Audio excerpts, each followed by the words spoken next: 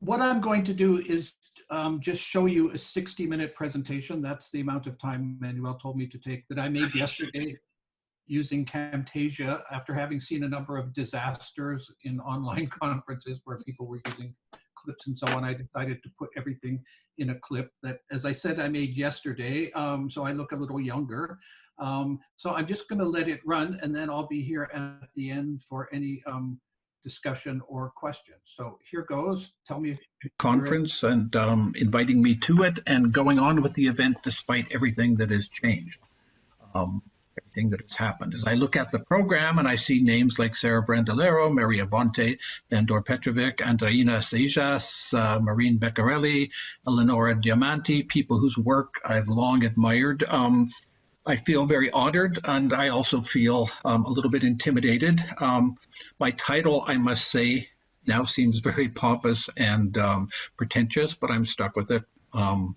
And we'll see. Of course, when I began preparing my talk, it was difficult to avoid the sense that I should change it completely from what I had originally planned or proposed. The world has changed with COVID-19, but it has also begun to change in more profound ways, we hope, with the resurgence of social movements against racism around the world and with the fight for a better distribution of economic resources, uneven, but also around the world.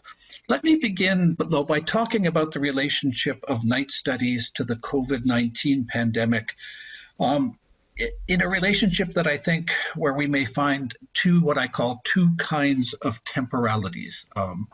The first is that curious temporality, localized, minor perhaps in the long run, which has seen night studies explode and expand as a field in almost perfect coincidence with the unfolding of the COVID-19 pandemic.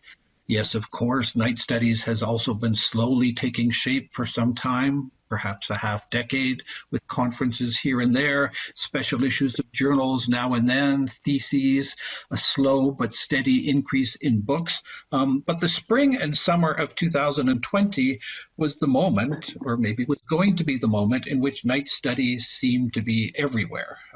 So many events were announced that it was difficult to follow them.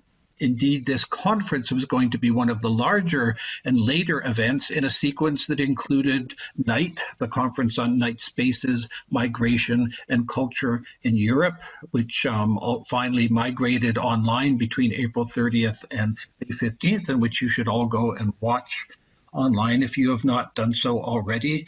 There was Media in the Night, a conference I was co-organizing with my postdoctoral fellow, Jess Rea, to be held in Montreal on April 29th and 30th, and now postponed to some later point. To my slight irritation, because I would have loved to have gone, but it was the same weekend as my own conference. There was another conference scheduled for the Paris en Poétique de la Nuit, about which I've heard nothing since, but which I presume was canceled. There was the Urban Audiovisual Festival right here in Lisbon in May of 2020, whose theme this year was the night. And which has been postponed, hopefully to return with some of the same themes. And there was the conference Nuit des Suds, Première approche interdisciplinaire des Nuits du Monde, to be held in Rabat, Morocco on June 19th and 20th, likewise postponed. And during this period as well, we saw the Universidad Autónoma de México begin its series of seminars, online seminars, Estudios sobre la Noche, under the direction of Alejandro Mercado Celis, Yolanda Macias, and Michael Spanu. The Berliner Nachtungen, Night Talks series, which had been going on as a local event for a couple of years, now has remade itself as an online speakers event, and I've had the pleasure of sitting in on some of those. In the last 3 or 4 weeks, really, we've seen a couple more special issues of journals, both from France in this case, France and Belgium, Miranda, and Émulation, with an issue on la vie urbaine. So we might wonder what particular gathering of momentum or constellation of coincidences made the spring and summer of 2020 the moment in which something called night studies was going to have its highest level of visibility. But there's another temporality involving night studies and COVID, which I think is interesting as well, and which I'd like to talk about for just a second. As COVID-19 began affecting cultural sectors and cultural industries around the world, it hastened some trends. There had already been a steady decline in cinema going outside the home, for example. People had already diagnosed an impending crisis in the world of large-scale music festivals. In some cultural fields, like independent book selling, the effects of COVID have been mixed. Some have seen COVID providing an opportunity for independent bookstores to become quite heroically overcome the circumstances they're facing them. Others have seen COVID as kind of another blow, which is rendering the independent bookstore ever more threatened. In the case of nighttime music, though, I would say this, that the COVID-19 pandemic unfolded at a historical moment in which the self-organization of the nightlife sector in many, many countries was at its historical peak. In January of 2020, we already saw the militancy and advocacy which followed the closing of the Reismühle Club in Berlin. We saw the continued spread of the nightmare phenomena, which Andreina Seijas and Mireille Milan have written about in such great detail. In my own city, we saw the emergence in late 2019 of Montréal 24/24, a group urging new policies about night. The sad news is that COVID-19 came at a moment when, as a result of the kind of perfect storm of gentrification, rising rents, panic over noise and nighttime lighting, when the state of nightlife culture was already in crucial ways and in many parts of the world fragile and in a crisis. The good news is that from Vietnam to Montreal to Mexico City and elsewhere, infrastructures of militancy, advocacy, expertise, and planning to defend the culture of the night were already in place. And in certain places like Montreal, the question of how to rebuild a nighttime culture after COVID-19 is going to be the first significant challenge of groups like this and policies which are being rolled out. All of this, in any case, is just by way of introduction. In my original plan for this paper, I was going to talk about an identitarian turn in night studies. I was going to say something about how night studies was moving outwards, or some would say onwards, from what had been its key preoccupation in its formative years, a preoccupation with night in terms of nightlife, as we say in English, cultures of drinking and nighttime music and dancing and so on.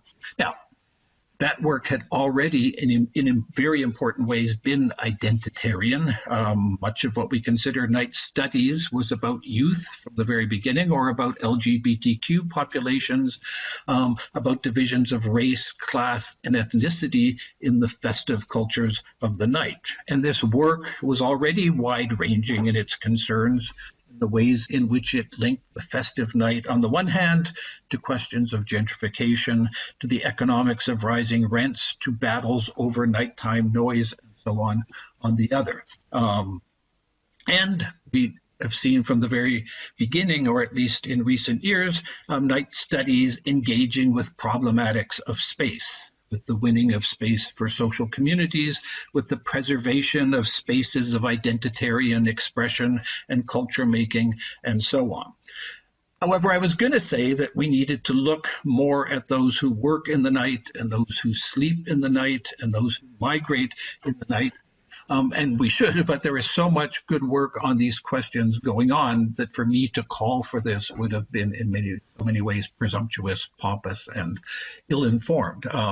But I would nevertheless suggest, begin re-examining some of the standard genealogies of night studies, such as those which go from British studies of the nighttime economy in the 1990s through French geographical work of the early 2000s and on to the wide variety of night studies work we see today. I think, for example, one alternative genealogy, at least in the work of my own work and that of some colleagues, is work rooted in the humanities, the disciplines of literary and social history, on the part of feminist historians, on basically on the moral judgment and regulation of cities in the 19th century. These three books were key. We can follow this through later work on the gendering of cities, the debate, quite important in the late 80s and early 90s, on the figure of the flaneur, for example, and the extent to which this figure was gendered, to later work which from a variety of perspectives looks at the place of gender divisions and gender regulation within the moral and economic structures of cities. And if much of this work has not been explicitly about the night nevertheless is the temporal terrain on which the character of the gendered city is made most explicit. Now, this is only one genealogical thread in a history of night studies. We could think of others. At the end of this presentation, I'll briefly sketch in elements of another sort of short genealogy. But for the rest of this presentation, I want to talk about three themes which I really want to pursue in my own work over the next few years. Many of you are already working on these. I didn't invent them. My intention here, in part, is to work to talk about approaches to the night which are not exclusively about the festive night as we normally understand it, the night of nightclubs, nightlife, and so on. I think we may take notions which have been used to talk about the festive night and perhaps defamiliarize them by testing them against other kinds of nighttime practices and experiences. My worry is that this will all sound merely platitudinous.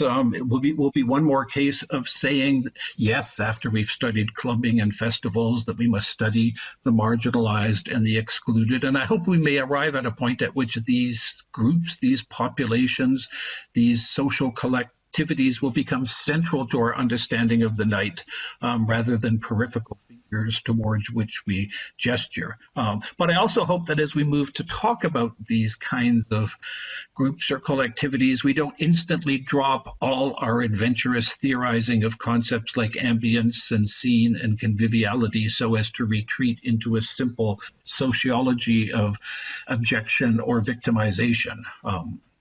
And this is something perhaps to which we can return in the discussion. The three themes I want to talk about in the time that remains are these. These are things I want to work on or I'm engaged in working on. Nighttime scenes, communities of sleep, and work and care. Now, my interest in the first one, nighttime scenes, is a case of bringing together a very old interest with a more recent one. My interest in communities of sleep in part happened because I was asked if I wanted to go to a conference in Paris on cinema and sleep. And this led me to think about representations of what I would call sleeping communities, communities of sleep in film. The conference has been postponed. And that connected to an interest in work and care, which mostly focused on nighttime institutions of work and care. And I've been watching a lot of films, new and old, looking for scenes of hospitals at night. But let me turn to nighttime scenes. Now, before I was interested in the study of night, or before I knew that you could work on something called something called night studies, I was interested in the concept of cultural scene. That my focus was on music scenes, though as time passed, I became interested in other kinds of scenes, cooking scenes, literary scenes, even the scenes which take shape around certain kinds of activities we might not consider culture, such as driving a taxi. There are taxi driving scenes, just as there are teacher scenes and police scenes and so on. To have a scene, I would argue, we need two things. First, a scene requires that a particular cultural practice or professional practice, listening to music, writing literature, driving a taxi, becomes embedded or generates practices of sociability as part of the kind of life that takes shape around a particular practice. And secondly, I suggest a scene in a sense, requires that these practices of sociability join themselves to the broader effervescence of city life. Cumulatively, if you like, scenes rooted in a particular interest or profession join up with the broader feel of urbanity that marks life in cities. Now, of course, in the words of the sociologist Alan Bloom, one of the things scenes are is a way in which cities bring the intimacy of interpersonal encounters into the spectacle of public life. You see people sitting in the window of a restaurant, eating and conversing, and although those acts are intimate, they become part of the public life of cities. And usually, of course, the movement from practice to sociability and from sociability to the broader effervescence of city life occurs at night. And I would want to add just briefly to these ideas a note of caution from the art critic Pascal Guillac, and basically concerning the ways in which scenes, which he argues are sort of now one of the kind of almost economic logics of the art world and similar kinds of worlds, require the ongoing performance of visibility as an obligation to those who work or wish to work there. Now, recently I've tried to pursue my interest in scenes by looking at cinema and the ways in which it shows us cultural scenes. I'm interested in the question of whether there are stable cinematic figures of the scene. That is, conventions by which films show us behaviors and situations that we would consider scene-like. So I'm going to show you a brief clip in which we have what I think is a familiar way of representing a nighttime scene. A group of young men enter a nightclub in Mexico City in the 1980s. The camera moves into the space with them. It follows the characters, and then the camera begins to move laterally so that we may see the scene stretched out before us. This is from the Mexican film Esto No es Berlin. This is Not Berlin, directed by Harry Sama and released last year. The clip is really no more than a minute.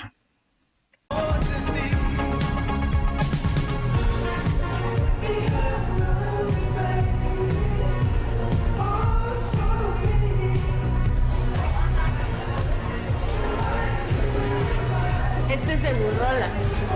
Está chingón.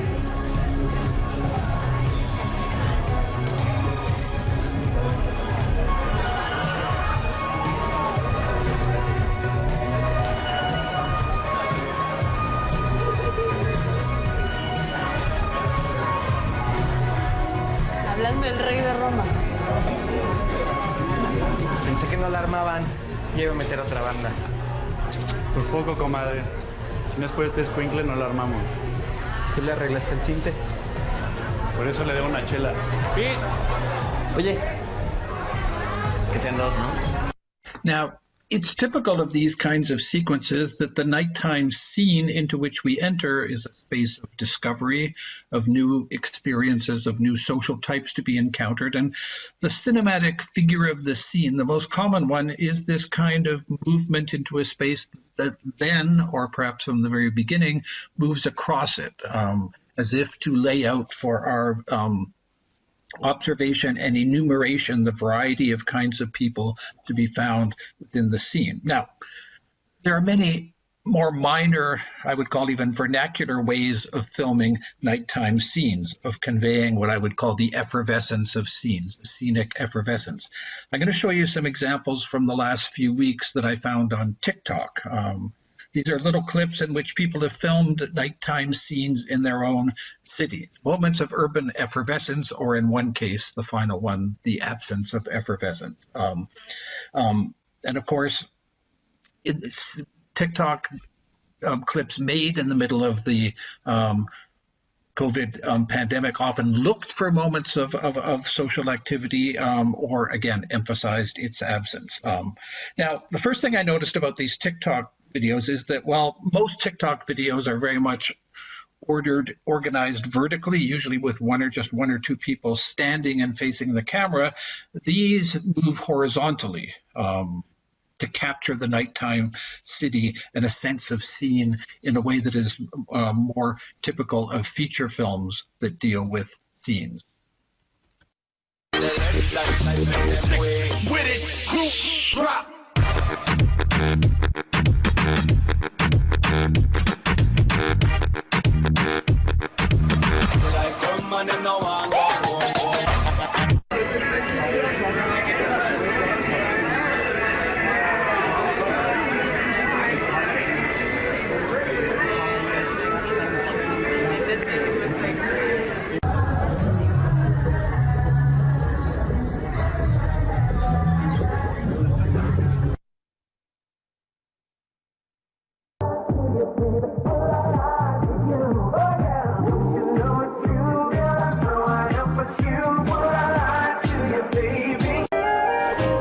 Isn't this a lovely evening? Would you like to take a walk? Isn't this a lovely evening? Let's go where we can talk.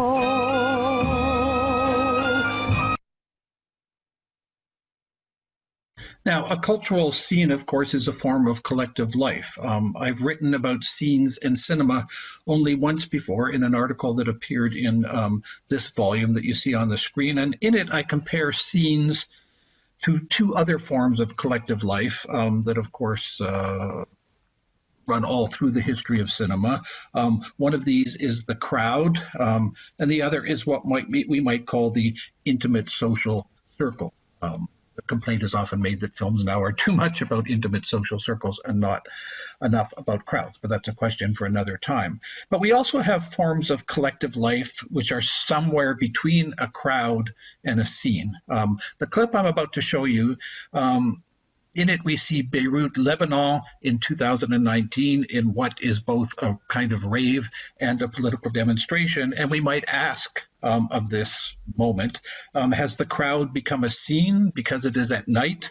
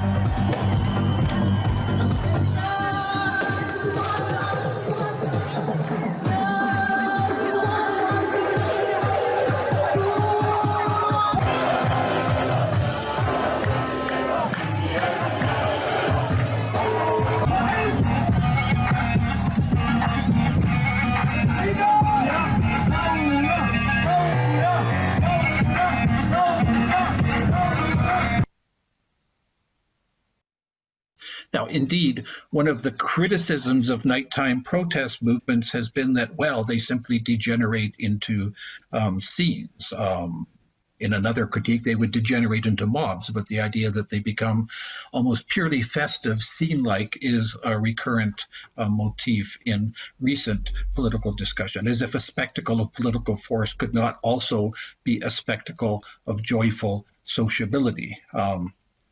But how do we speak about something like the next example? What I'm going to show you now is a clip from the short film Noctambule, made in 2012 by Ilham Maed. I don't know if I'm pronouncing that right, a filmmaker working in France. And the film is about the crowds of asylum seekers who gather every night in Bobigny, France, lining up to be received at the immigration office, which opens early in the morning. And many of the people return over and over again, night after night, with little or no luck in being received. So here's the clip.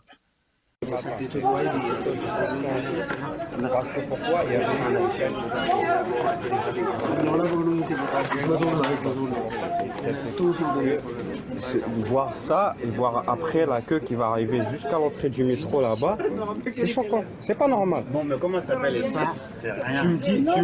Tu me dis c'est rien. C'est pas rien. Pourquoi c'est rien? Si je peux me permettre, alors ce que tu vas me dire, tu sais ça, il faut de l'organisation. Regarde, c'est à cause des gens comme toi qu'on en est là. Parce que tu dis c'est rien, je supporte, je peux. Écoute, à la CAF c'est pareil.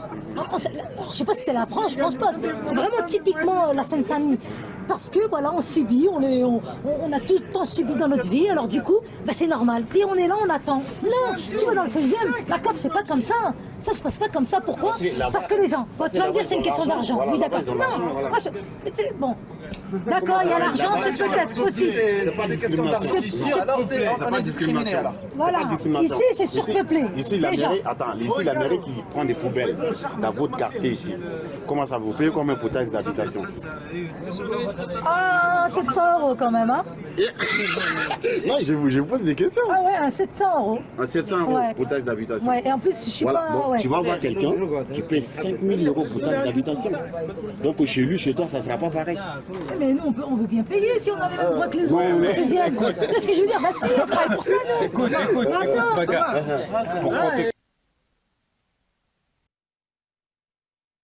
Now, I would argue that there is a nighttime scene here.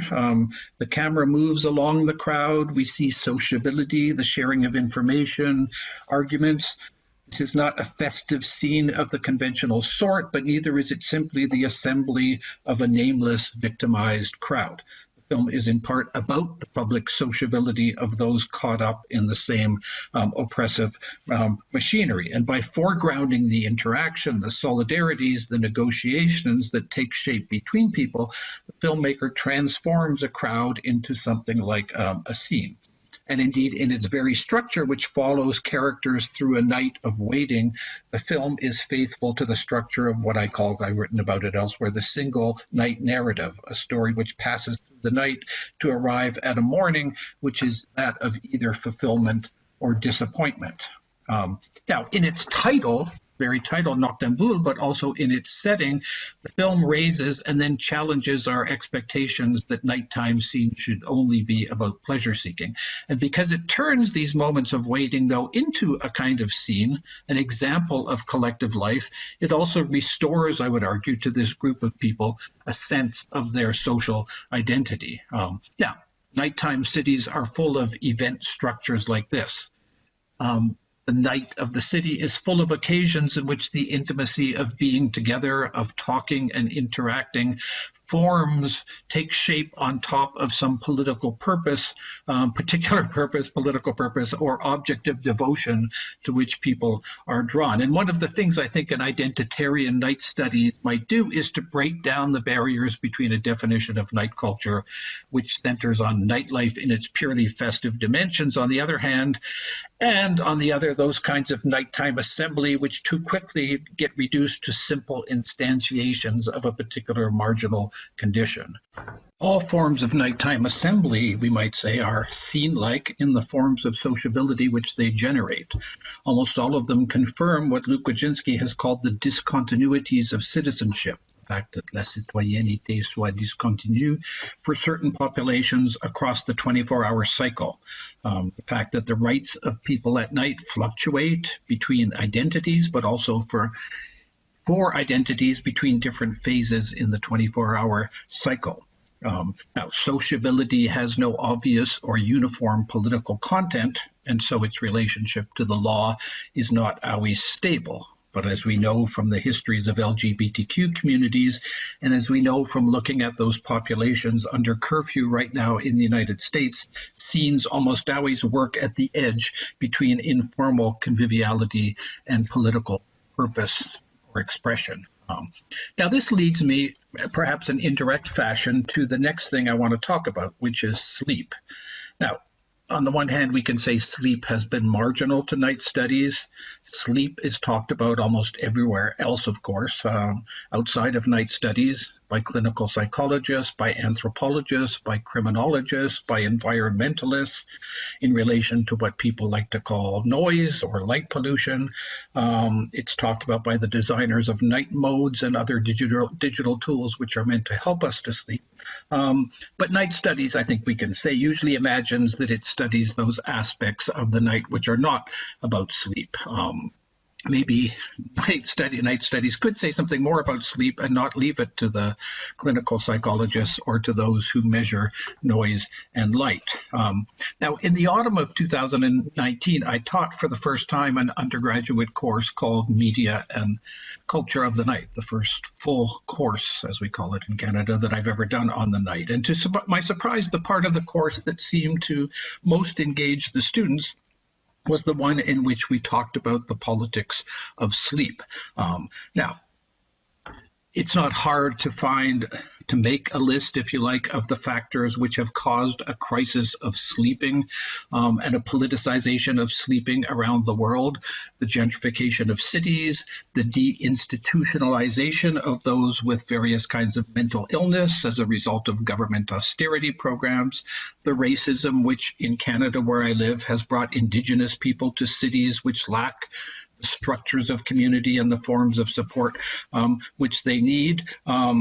And I think if we're interested in economies of the night and mobilities of the night and in the spatial politics of the night and in an urbanism of the night, then some of the most significant transformations in all of these areas are bound up with the crisis of sleeping. Now, I'm going to show you 4 brief clips.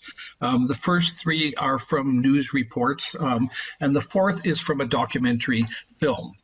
And these address the question of nighttime sleeping outside, that is, sleeping outside the home, in Hong Kong, the United States, Great Britain, and India.24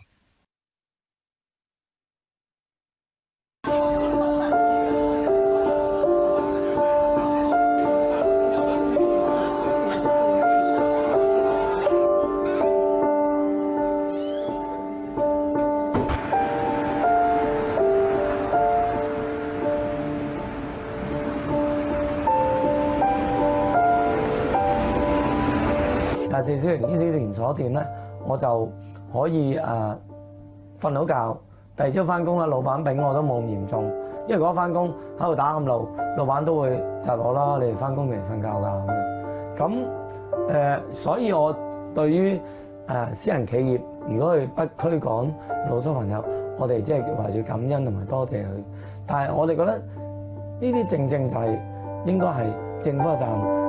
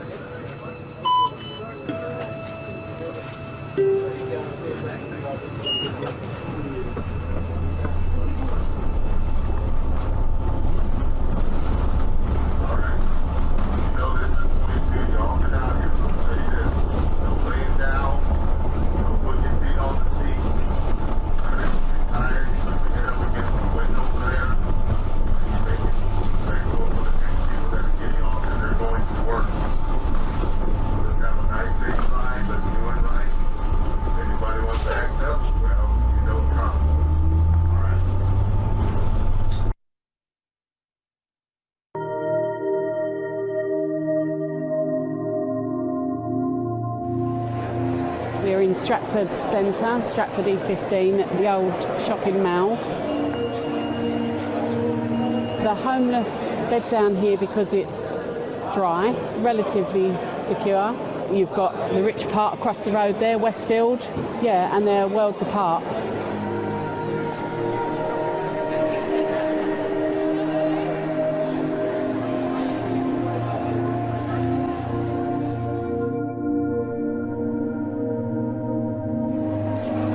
Hope for Nurm, we started it to feed the homeless basically. We've been in the centre since October 2016, so just over 2 years we've been here. We started off with just some polystyrene cups and a big pot of soup. It seemed to increase to about 60 to 75, and now we're doing easily over 100 every week.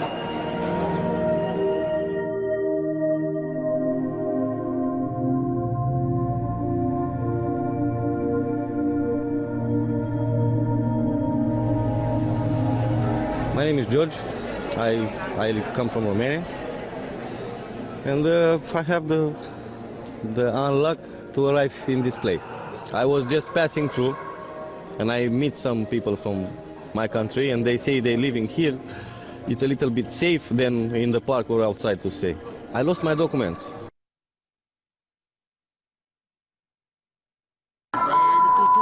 तो ऐसी ठंड है चप्पल चोरी हो गया इसीलिए जो है ना मुझे इस रेल बसेरे से नफरत हुआ जमाल भाई का तो यार कोई भरोसा ही नहीं है मूड हुआ तो देंगे मैं जो 4 रुपए दे तो फिर भगा देंगे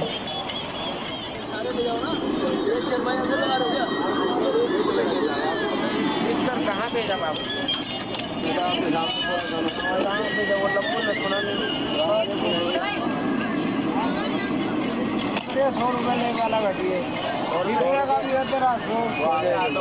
चार भाई बताओ बेटे इनको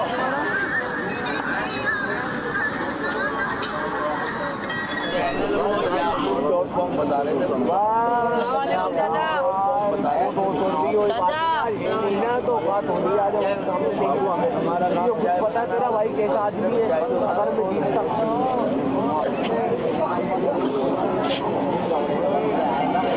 तो भाई हमने आपको बताया था कि दुनिया बाकदरी मुकद्दर में रोजी है वो मिलनी है चाहे वो नाइट एक बन जाए या 50 बन जाए मेरा भी फर्क टाइम में लगाते हैं There are many things we could say about these examples. I think one very obvious observation is that those who sleep in shopping centers, commuter buses, and fast food restaurants at night invite us to rethink our ideas about where, in fact, the city is full at night and where it is empty.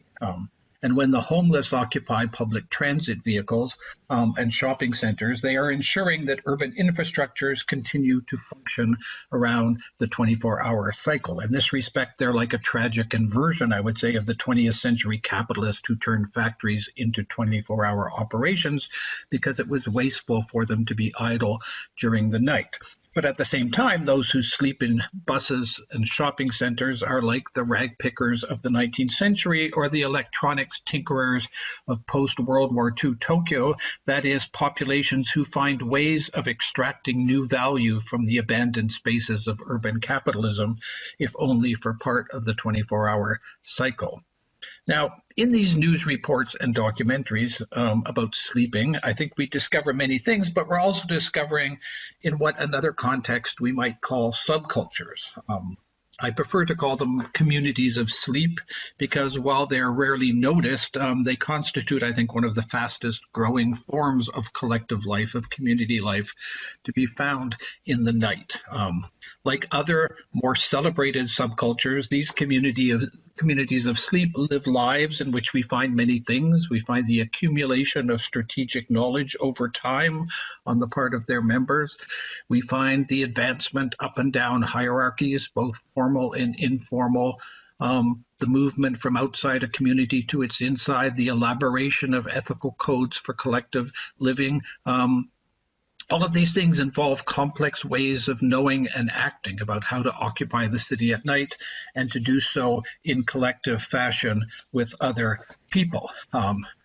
The documentary Cities of Sleep, directed by Shonak Sen, which is set in the world of the so-called sleep mafia of Delhi, India, is particularly interesting to me because sleep is clearly set within and the focus of complex, miniature, overlapping life worlds. And we could say, I mean, perhaps facetiously, that at the highest and lowest levels of society, we find places in which the opportunity to sleep is joined to the offering of food and drink and entertainment.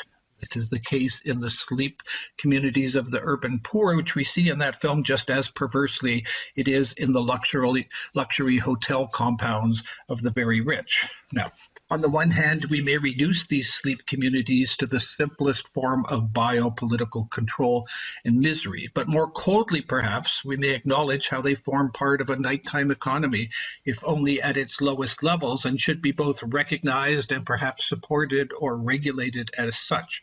And of course, again, these communities of sleep constitute complex life worlds, their context for sociability, for the provision of nourishment, for the possibility of temporary amusement. It would seem trivializing, perhaps, to discuss these phenomena in the languages of subcultures or scenes or nightlife, and it would not be just, obviously, to simply aestheticize these communities of sleep as part of the night's spectacle of diversity. Nevertheless, I think we can find ways of both acknowledging the predicament of those who occupy these communities of sleep, but also using their example to recast the practices of the night that most of us study. The practices of sociability and creativity, the acts of violence enacted or resisted, the nighttime itineraries or pathways of a city's inhabitants. All of these are there in very complex, varied forms in the life of these communities of sleep. This brings me, after scenes and sleep, to the third and last of my themes, that of work and care. And here again, I'm conscious of talking about something that many of you will be talking about or already have. In particular, the last year has seen a large number of interesting video documentaries on nighttime work in London and other places.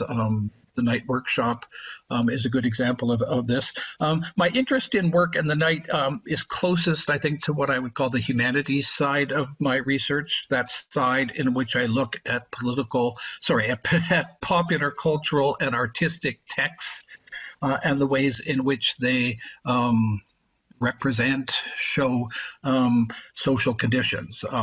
Now, recently I've become interested in nighttime hospitals, perhaps because I've seen so much of them in press coverage of the COVID-19 emergency.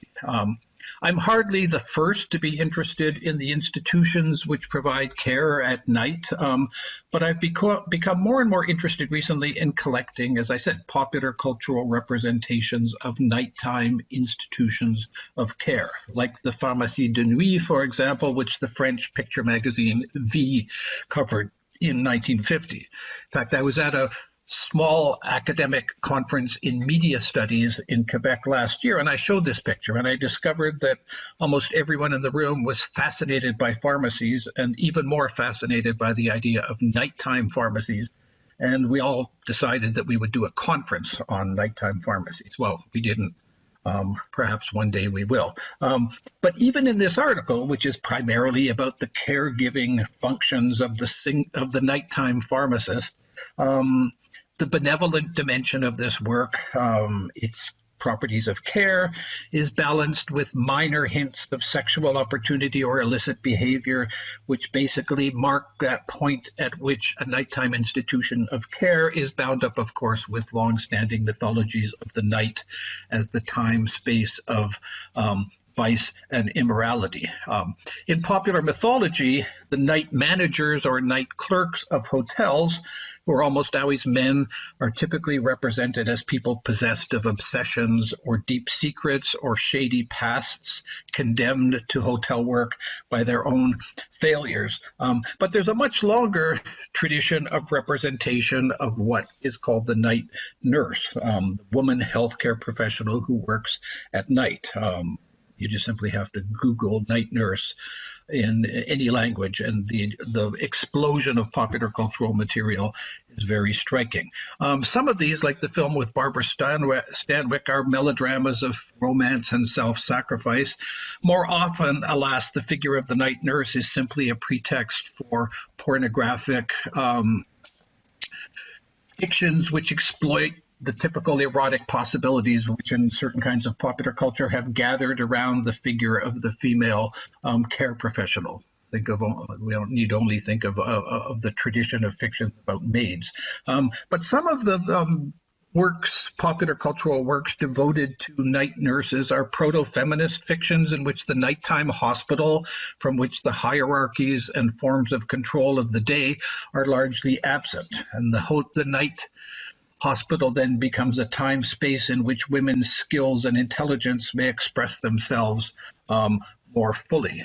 Now, I'm interested then as well in cinematic images of the urban hospital at night. And this is in part because nighttime hospitals are often represented as oases in the middle of the city, places of quiet stillness, and that's part of their distinctiveness. Of course, in other representations, they're places of constant emergency where everyone is running left and right. But often they're places inhabited by communities of sleep, who are often interesting microcosms of urban populations. This is particularly the case of films which show us the poor or the victims of pandemics sleeping together in large rooms. And in such scenes, the night nurse or the night orderly become custodians of sleep, and the hospital ward becomes another of those places in which sleep is socialized. So I'm going to show you two scenes from old US films in which we see hospitals at night and in which we see, in a sense, communities of sleep. The first of these is Vigil in the Night, made in 1940, and the scene actually takes place during an epidemic of smallpox in Manchester in the 1930s. And this film, which I saw recently during the COVID lockdown the first time, it's a striking example of one of those proto-feminist treatments of the woman healthcare professional that I talked about. The second film is The Sleeping City, released in 1950 and set in New York's Bellevue Hospital, which is the oldest public hospital in the United States.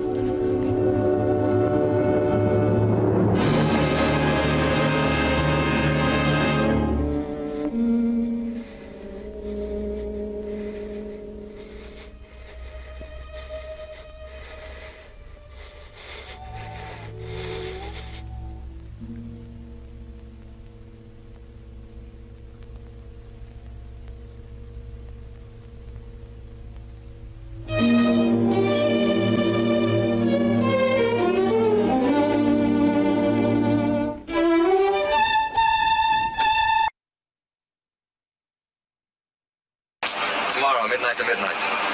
Boss wants you. East River Park, south of the Williamsburg Bridge. Be there, 1 a.m.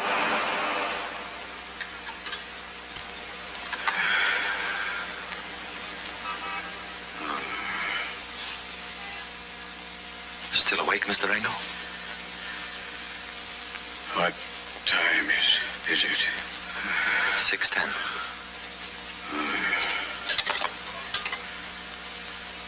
Can't sleep. Pain. Your leg's coming along fine. All bones. It's a muscular spasm that's bothering you. We want that bone set just right. Can't sleep. Pain. Can't you give me something? Something.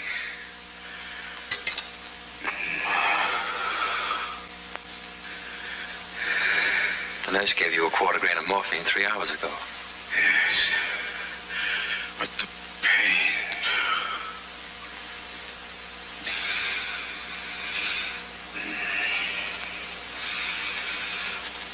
It wouldn't be fair to your heart to narcotize you any further. Just try to relax. Yes.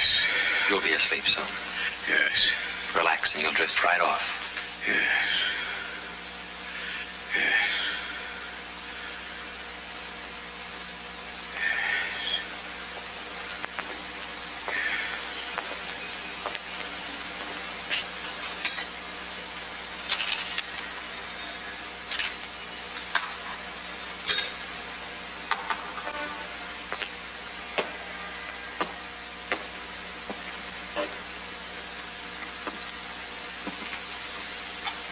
Tired? Yes, I visited my sister again today. Oh, her little girl any better? Nothing new. Same recurrent fever, same muscular atrophy. Poor kid, she tries so hard to walk. Even a few steps. You know why? Just to make her mother happy. I want to show two more audiovisual clips in which we see night work. One is from a 1967 French documentary, Les Travailleuses de la Nuit à Paris, about women night workers in Paris. In this section, which I've extracted, we see women going to clean a monumental, obviously prestigious theater space in Paris. And here, and often throughout this whole film, the night cleaner is treated as a kind of almost residual leftover sort of worker, typically older than the population around her, engaged in work that seems somehow old-fashioned, although obviously it's not, and that goes unnoticed. The second clip is a recent bit of news footage from Argentinian television on cleaning streets in Buenos Aires during the COVID-19 pandemic. Here, night work, as we'll quite clearly see, is modern, technological, and masculine. Et ça t'amuse? Hein? Ah oui? Regarde Madame Lily aussi, tranquille. Non, pas Madame Lily, Madame Lily, c'est celle qui est au poulailler, les trucs bien nuls, là. Dis donc, dis donc, dis donc, ouais, dis donc, dis donc, dis donc.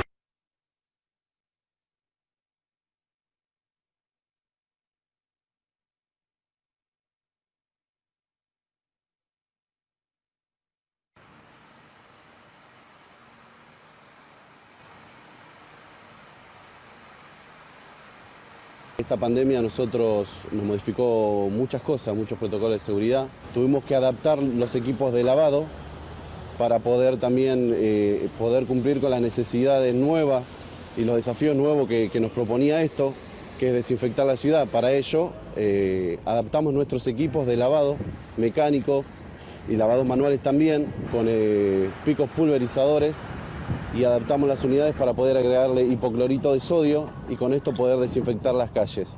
Para poder resguardar a los trabajadores respetando la distancia y la no aglomeración de los empleados, le provee a los trabajadores nuestros todos los elementos de protección personal, como así ser tapaboca, guantes, cofias, antiparras y, de ser necesario, los mamelucos y unas caretas, en los casos donde los trabajadores tengan que realizar desinfección en los lugares que se requiere.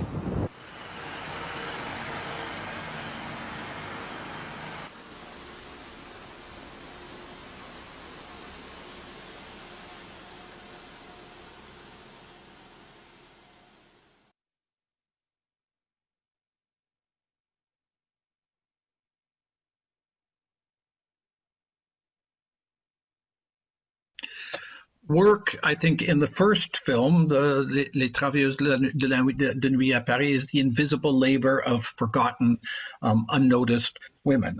These women emerge from marginal spaces to clean the cultural temples of the rich. They climb up to work and then go down to return to their private lives. Everything about their relationship to the structures around them, I think, casts them as small as insignificant. In the Buenos Aires segment, I think we're confronted with something almost like what Gerard Altheb 25 years ago in an article called the animalization of the huge machines of the city, the ways in which huge trucks with tentacles and appendages, as if they were beasts, roam through the empty streets of the city at night, carrying out a bureaucratically defined labor that is almost quite marvelous, and almost in a way a kind of a takeover of the city by a certain kind of beast. This labor scarcely seems to require humans, although it obviously does, but even these are rendered alien and science fictional behind their masks and their costumes protecting them from hazardous materials. I want to conclude by talking about two books I've read over the past year, both of them from the 1970s, but both of them, I think, capable of helping us to construct another kind of different genealogy for night studies, one which runs through the history of the night in struggles for racial justice. And the first is called Night Studies. Some of you may know it, a novel by the African-American novelist Cyrus Coulter. It's a long book with many plots and subplots and shifts of location and historical period, and it was not particularly well received by its critics. And if you read it looking for ideas about the night or about night studies, well, you have to wait until you're at page 575.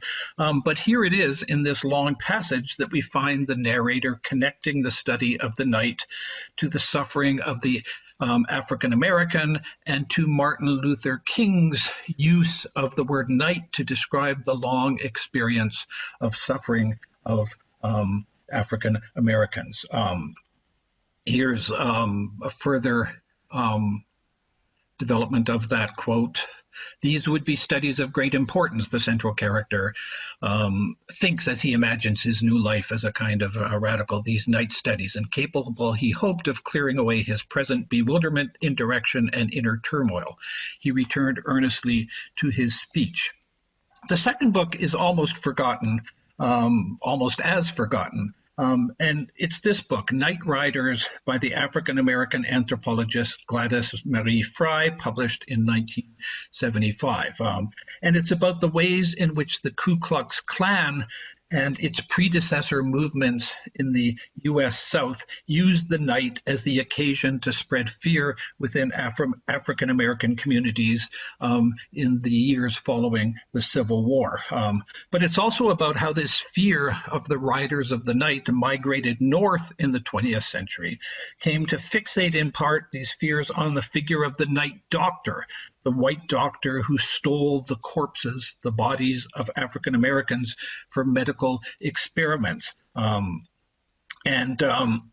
Here we have a description from a blog, an article online, not by Gladys Marie Fry, but by someone who discovered her book, talking about the fear and obedience which the figure of the night doctor was meant to instill in African Americans. Now, the figure of the night doctor drew upon broader international mythologies of those who robbed graves to find bodies for medical purposes.